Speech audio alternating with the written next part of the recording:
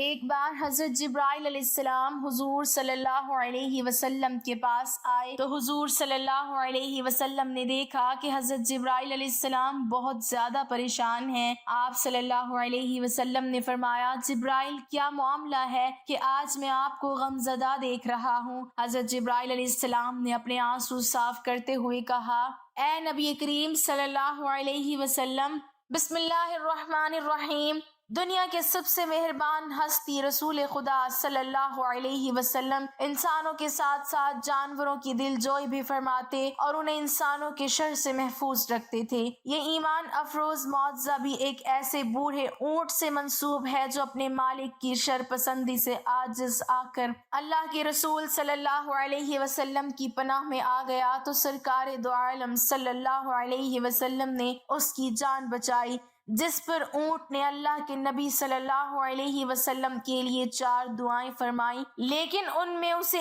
ایک دعا ایسی تھی جس پر رسول اللہ صلی اللہ علیہ وسلم آپ دیدہ ہو گئے تو صحابہ کرام تڑپ اٹھے تھے کہ ایسا کیا ماجرا ہو گیا کہ اللہ کے رسول صلی اللہ علیہ وسلم کی چشم مبارک سے آنسو بہہ نکلے ہیں۔ علامہ طاہر القادری نے کشف الاسرار میں اس حدیث مبارکہ کو بیان کیا ہے جس میں اس واقعے کی تفصیلات بیان کی گئی ہیں۔ ابن ماجہ نے اس حدیث مبارکہ کو حضرت تمیم داری رضی اللہ تعالی عنہ سے روایت کیا ہے۔ وہ فرماتے ہیں، ہم حضور نبی اکرم صلی اللہ علیہ وسلم کی بارگاہ اقدس میں حاضر تھے کہ ایک اونٹ بھاگتا ہوا آیا اور حضور نبی کریم صلی اللہ علیہ وسلم کے سر انور کے پاس آ کر کھڑا ہو گیا جیسے کان میں کوئی بات کہہ رہا ہو۔ آپ صلی اللہ علیہ وسلم نے فرمایا، اے اونٹ پرسکون ہو جا، اگر تو سچا ہے تو تیرا سچ تجھے فائدہ دے گا اور اگر تو جھوٹا ہے تو تجھے اس جھوٹ کی سزا ملے گی۔ بے شک جو ہماری پناہ میں آ جاتا ہے اللہ تعالیٰ بھی اسے امان دے دیتا ہے اور ہمارے دامن میں پناہ لینے والا کبھی نامراد نہیں ہوتا۔ ہم نے عرض کیا، یا رسول اللہ، یہ اونٹ کیا کہتا ہے؟ آپ صلی اللہ علیہ وسلم نے فرمایا، اس اونٹ کے مالکوں نے اسے ذبح کر کے اس کا گوشت کھانے کا ارادہ کر لیا تھا، سو یہ ان کے پاس سے بھاگ آیا ہے اور اس نے تمہارے نبی صلی اللہ علیہ وسلم کی بارگاہ میں استغاثہ کیا ہے۔ ہم ابھی باہم اسی گفتگو میں مشغول تھے کہ اس اونٹ کے مالک بھاگتے ہوئے آئے۔ جب اونٹ نے ان کو آتے دیکھا تو وہ دوبارہ حضور نبی اکرم صلی اللہ علیہ وسلم کے سر مبارک کے قریب ہو گیا اور آپ صلی اللہ علیہ وسلم کے پیچھے چھپنے لگا۔ ان مالکوں نے عرض کیا، یا رسول اللہ، ہمارا یہ اونٹ 3 دن سے ہمارے پاس سے بھاگا ہوا ہے اور آج یہ ہمیں آپ کی خدمت میں ملا ہے۔ اس پر آپ صلی اللہ علیہ وسلم نے فرمایا، یہ میرے سامنے شکایت کر رہا ہے اور یہ شکایت بہت ہی بری ہے۔ انہوں نے عرض کیا، یا رسول اللہ، یہ کیا کہہ رہا ہے؟ آپ صلی اللہ علیہ وسلم نے فرمایا، یہ کہتا ہے کہ یہ تمہارے پاس کئی سال تک پلا بڑھا، جب موسم گرما آتا تو تم گھاس اور چارے والے علاقوں کی طرف اس پر سوار ہو کر جاتے اور جب موسم سرما آتا تو اسی پر سوار ہو کر گرم علاقوں کی جانب کوچ کرتے۔ پھر جب اس کی عمر زیادہ ہو گئی تو تم نے اسے اپنی اونٹنیوں میں افزائش نسل کے لیے چھوڑ دیا۔ اللہ تعالیٰ نے تمہیں اس سے کئی صحت مند اونٹ عطا کیے۔ اب جب کہ یہ اس خستہ حالی کی عمر کو پہنچ گیا ہے تو تم نے اسے ذبح کر کے اس کا گوشت کھا لینے کا منصوبہ بنا لیا ہے۔ انہوں نے عرض کیا، خدا کی قسم یا رسول اللہ، یہ بات منوعن اسی طرح ہے جیسے آپ نے بیان فرمائی۔ اس پر حضور نبی اکرم صلی اللہ علیہ وسلم نے فرمایا، ایک اچھے خدمت گزار کی اس کے مالکوں کی طرف سے کیا یہی جزا ہوتی ہے؟ وہ عرض گزار ہوئے، یا رسول اللہ، اب ہم نہ اسے بیچیں گے اور نہ ہی اسے ذبح کریں گے۔ آپ صلی اللہ علیہ وسلم نے فرمایا، تم جھوٹ کہتے ہو، اس نے پہلے تم سے فریاد کی تھی مگر تم نے اس کی داد رسی نہیں کی اور میں تم سب سے بڑھ کر رحم فرمانے والا ہوں۔ بے شک اللہ تعالیٰ نے منافقوں کے دلوں سے رحمت نکال لی ہے اور اسے مومنین کے دل میں رکھ دیا ہے۔ اس کے بعد آپ صلی اللہ علیہ وسلم نے اس اونٹ کو ان سے 100 درہم میں خرید لیا اور پھر فرمایا، اے اونٹ جا، تو اللہ تعالیٰ کی رضا کی خاطر آزاد ہے۔ اس اونٹ نے حضور نبی اکرم صلی اللہ علیہ وسلم کے سر مبارک کے پاس آ کر اپنا منہ لے جا کر کوئی آواز نکالی تو آپ صلی اللہ علیہ وسلم نے فرمایا، آمین۔ اس نے پھر دعا کی، آپ صلی اللہ علیہ وسلم نے پھر فرمایا، آمین۔ اس نے پھر دعا کی، آپ صلی اللہ علیہ وسلم نے فرمایا آمین۔ اس نے جب چوتھی مرتبہ دعا کی تو آپ صلی اللہ علیہ وسلم آپ دیدہ ہو گئے۔ ہم نے عرض کیا یا رسول اللہ یہ اونٹ کیا کہہ رہا ہے؟ آپ صلی اللہ علیہ وسلم نے فرمایا اس نے پہلی دفعہ کہا اے نبی مکرم، اللہ تعالیٰ آپ کو اسلام اور قرآن کی طرف سے بہترین جزا عطا فرمائے۔ میں نے کہا آمین۔ پھر اس نے کہا اللہ تعالیٰ قیامت کے روز آپ کی امت سے اسی طرح خوف کو دور فرمائے جس طرح آپ نے مجھ سے خوف کو دور فرمایا ہے۔ میں نے کہا آمین۔ پھر اس نے دعا کی اللہ تعالیٰ دشمنوں سے آپ کی امت کے خون کو اسی طرح محفوظ رکھے جس طرح آپ نے میرا خون محفوظ فرمایا ہے۔ اس پر بھی میں نے آمین کہا۔ پھر اس نے کہا اللہ تعالیٰ ان کے درمیان جنگ و جدال پیدا نہ ہونے دے۔ یہ سن کر مجھے رونا آ گیا کیونکہ یہی دعائیں میں نے بھی اپنے رب سے مانگی تھی، تو اس نے پہلی 3 تو قبول فرما لی لیکن اس آخری دعا سے منع فرما دیا۔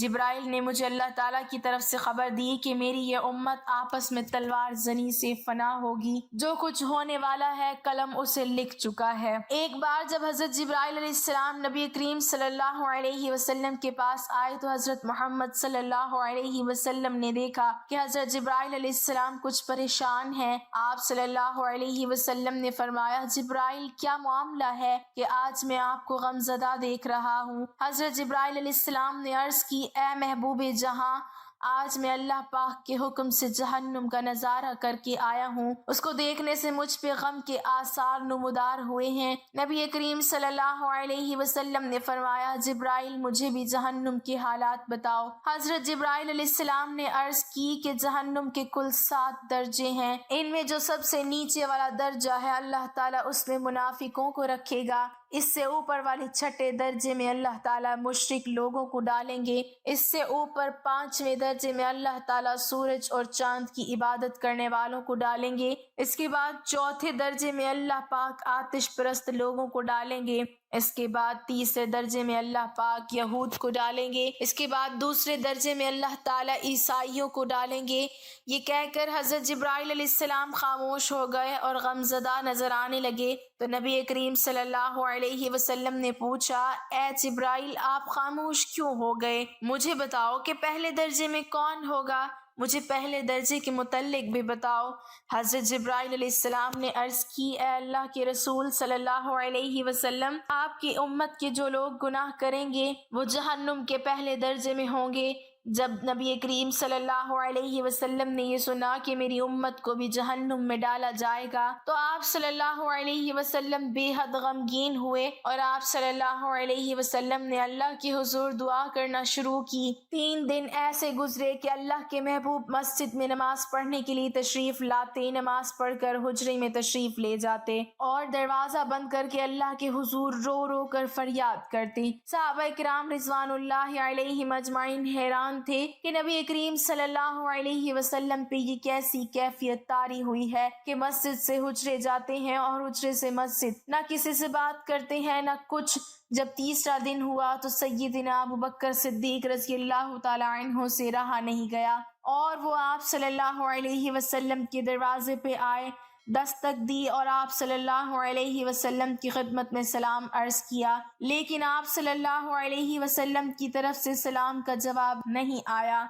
آپ رضی اللہ تعالی عنہ روتے ہوئے سیدنا عمر فاروق رضی اللہ تعالی عنہ کے پاس آئے اور فرمایا کہ میں نے آپ صلی اللہ علیہ وسلم کو سلام کیا لیکن سلام کا جواب نہ پایا، لہٰذا آپ جائیں، آپ کو ہو سکتا ہے سلام کا جواب مل جائے۔ حضرت عمر رضی اللہ تعالی عنہ آپ صلی اللہ علیہ وسلم کے پاس گئے تو آپ رضی اللہ تعالی عنہ نے 3 بار سلام کیا لیکن جواب نہ آیا۔ پھر حضرت عمر رضی اللہ تعالی عنہ نے حضرت سلمان فارسی رضی اللہ تعالی عنہ کو بھیجا، انہوں نے بھی سلام کیا لیکن پھر بھی سلام کا جواب نہیں آیا۔ حضرت سلمان فارسی رضی اللہ تعالی عنہ نے اس واقعے کا تذکرہ حضرت علی رضی اللہ تعالی عنہ سے کیا۔ انہوں نے سوچا کہ جب اتنے عظیم شخصیات کو سلام کا جواب نہ ملا تو مجھے بھی خود نہیں جانا چاہیے بلکہ مجھے ان کی نور نظر بیٹی حضرت فاطمہ رضی اللہ تعالی عنہ کو اندر بھیجنا چاہیے۔ لہٰذا آپ رضی اللہ تعالی عنہ نے حضرت فاطمہ الزہرا رضی اللہ تعالی عنہ کو سب کچھ بتایا۔ آپ رضی اللہ تعالی عنہ حجرے کے دروازے پر آئیں اور بولی ابا جان السلام علیکم۔ بیٹی کی آواز سن کر حضرت محمد صلی اللہ علیہ وسلم اٹھے، دروازہ کھولا اور سلام کا جواب دیا۔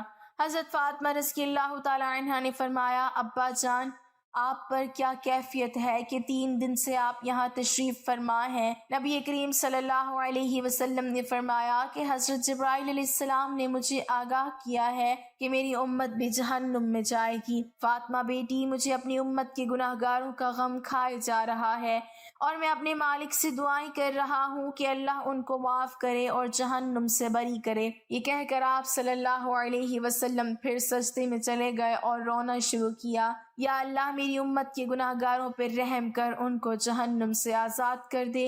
اتنے میں حکم آ گیا، اے میرے محبوب غم نہ کر، میں تم کو اتنا عطا کر دوں گا کہ آپ راضی ہو جاؤ گے۔ آپ صلی اللہ علیہ وسلم خوشی سے کھل اٹھے اور فرمایا، لوگو اللہ نے مجھ سے وعدہ کر لیا ہے کہ وہ روز قیامت مجھے میری امت کے معاملے میں خوب راضی کرے گا، اور میں نے اس وقت تک راضی نہیں ہونا جب تک میرا آخری امتی بھی جنت میں نہ چلا جائے۔ سبحان اللہ۔ حضرت انس رضی اللہ تعالی عنہ سے روایت ہے کہ رسول اللہ صلی اللہ علیہ وسلم نے فرمایا، میں اپنے آپ کو اللہ تعالیٰ کی بارگاہ میں سجدہ ریز دیکھوں گا، اللہ تعالیٰ جب تک چاہے گا مجھے سجدے میں رکھے گا، پھر مجھ سے کہا جائے گا اپنا سر اٹھاؤ، مانگو ملے گا، شفاعت کرو قبول ہوگی، پھر میں اپنے رب کی وہ حمد کروں گا جو اللہ تعالیٰ مجھے اس وقت تعلیم کرے گا، پھر میں شفاعت کروں گا، پھر میرے لیے ایک حد مقرر کی جائے گی، پھر میں گناہ گار کو جہنم سے نکال کر جنت میں داخل کر دوں گا، پھر میں دوبارہ سجدہ کروں گا اور پھر شفاعت کروں گا 3 یا 4 بار،